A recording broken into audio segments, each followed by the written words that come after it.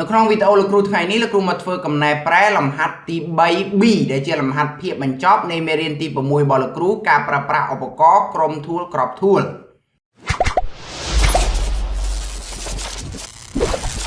Too strong.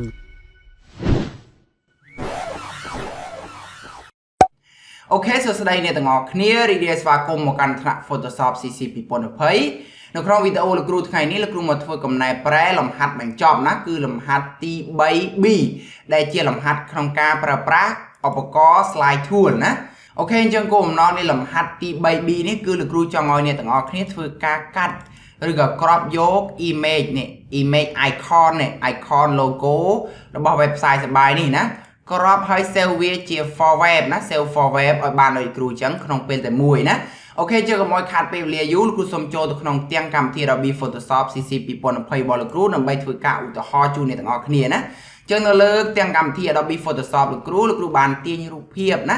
ដាក់មកជាការស្រេចហើយនេះណាអ្វីដែលគ្រូត្រូវធ្វើបន្តទៀតហ្នឹងគឺត្រូវធ្វើការ crop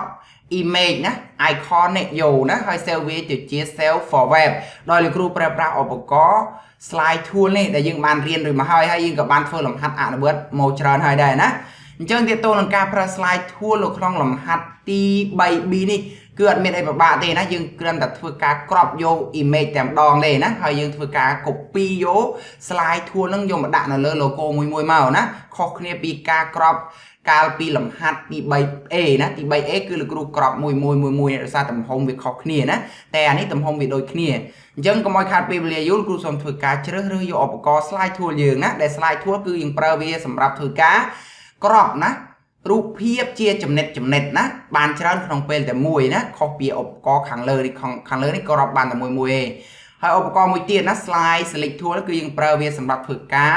select ណាទៅលើ slide ដែលយើងបានក្របឬក៏បាន slide នេះណាឥឡូវគ្រូសូមធ្វើការជ្រើសរើសយក slide មក shortcut វាស្មើអក្សរ C แล้วគ្រូ zoom រូបភាពគ្រូធំមកហើយគ្រូ slide ពីជ្រុងនេះណាក្របពីជ្រុងនេះ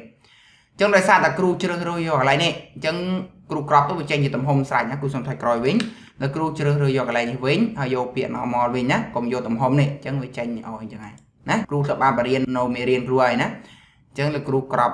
ចាប់ពីចំណុចនេះមកដល់ចំណុចនេះណាចឹងរូបភាព icon នេះគឺវាមានទំហំប៉ុនគ្នាទេណាអញ្ចឹងយើងមិនបាច់ចាំធ្វើការក្របណាចំនួនដងវាទេនេះប្រហែលដង1 2 3 4 5 6 7 8 9 ដងទាំងអស់តែលោកគ្រូក្របតែម្ដងហើយលោកគ្រូចាប់ដើមធ្វើការ select copy យកនេះ slide tool លោកគ្រូយកមកដាក់លើ image នេះមួយទៀតណាហើយលោកគ្រូគ្រាន់តែចុច alt នៅលើ keyboard ឲ្យជាប់មកហើយលោកគ្រូនឹងឃើញសញ្ញាបូកនៅលើ slide គ្រូនេះណាលោកគ្រូចាប់ទាញវាម្នាក់មួយទៀតមកនេះណាលោកគ្រូបាន slide 2ហើយលោកគ្រូចង់រំកិលវាដល់ប្រើ arrow key ក៏បានដែរប្រើរំកិលមកបើចង់រំកិលវាយើងប្រើឧបករណ៍មួយនេះណាគឺ slide select tool ណាធ្វើការរំកិលវាមកនេះបានមួយទៀតហើយគ្រូ copy មួយទៀតណាគ្រូចង់រំកិលខាត់លើវិញអូខេហើយ copy ទៀតណាហើយ copy ទៀតមក copy ស្អាតដែរតានេះហើយគ្រូរំកិលទៅលើតិចសាររូបនេះខុសហើយលោកគ្រូចុចដក clear មួយដើម្បីធ្វើការរំកិលរូបភាពលោកគ្រូមកខាងឆ្វេងហើយគ្រូ copy slide គ្រូមកខាងនេះមួយទៀត copy ទៀតមកលឿនអត់ copy ទៀតមកណា copy ទៀតមកអូខេ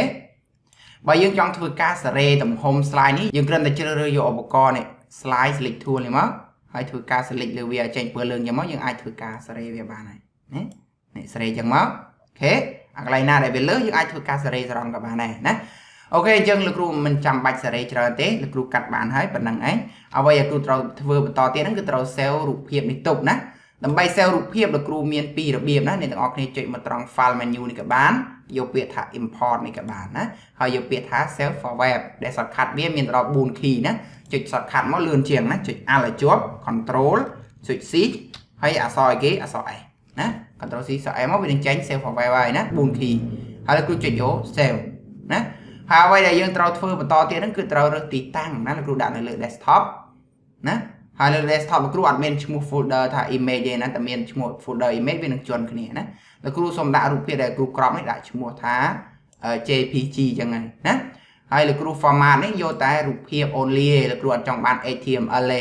HTML ជាភាសាកូដដែលគេប្រើនៅក្នុងការសរសេរ website ទេណាអញ្ចឹងលោកគ្រូអត់ចង់បានទេលោកគ្រូយកតែ image only មកណាត្រង់កន្លែង setting នេះអ្នកទាំងអស់គ្នាយក default setting អញ្ចឹងហើយណាហើយត្រង់កន្លែង slide នេះសំខាន់បំផុតណាអ្នកទាំងអស់គ្នាជ្រើសរើសយក all user slide ណា all user slide នេះមានន័យថាយើងនេះ save យកអា slide ដែលយើងបាន select មិញណា select នៅលើនេះណាបើយើងយកអាផ្សេងទៀតវានឹងចេញទៅទាំងអស់រូបភាពទាំងណាគ្រូយកតែនេះទេហើយតើមកគ្រូចុច save ណាហើយតើមើលរូបភាពគ្រូបាន save នៅលើ desktop នេះរូបភាពគ្រូបាន save មិញណា icon នឹងអស់នេះឃើញភាពគ្រូអត់នេះគ្រូដាក់ធំតិចមកស្រួលមើលនេះអូខេគ្រូបរិវាធំមកនេះអូខេនេះគ្រូក្របបានស្អាតហើយអញ្ចឹងអ្នកទាំងអស់គ្នាធ្វើការក្របដោយគ្រូមកអូខេអញ្ចឹងលំហាត់ទី 3B នេះលោកគ្រូមានតែប៉ុណ្្នឹងណាបើមានចម្ងល់អីអាច comment សួរគ្រូបានហើយជួបលោកគ្រូក្នុងវីដេអូបន្ទាប់ទៀតលោកគ្រូនឹងមកធ្វើមេរៀនថ្មីណាគឺមេរៀនទី7និយាយអំពីរបៀបក្នុងការប្រើប្រាស់ឧបករណ៍ Frame Tool ណាដែលជាឧបករណ៍ថ្មីនៅក្នុងកម្មវិធី Adobe Photoshop CC 2020ចាប់ពី version 2019 2020 2021មកយើងនឹងមានឧបករណ៍នេះ Frame Tool ណា version ក្រោមនោះអត់មានទេណាអញ្ចឹងនេះជា tool ថ្មីដែលយើងត្រូវសិក្សាបន្ថែមទៀតណាអូខេអញ្ចឹងជាចុងក្រោយលោកគ្រូសូមអរគុណច្រើនសម្រាប់ការតាមដានទស្សនារបស់អ្នកទាំងអស់គ្នាសូមកុំភ្លេចចុច like និង subscribe channel លោកគ្រូនាងពីផងដើម្បីដល់កម្លាំងចិត្តក្នុងការធ្វើវីដេអូមេរៀនថ្មីៗបន្តទៀតទាក់ទងនឹងកម្មវិធី Adobe Photoshop អរគុណច្រើន Please like, share, and subscribe. Choo Choo Strong.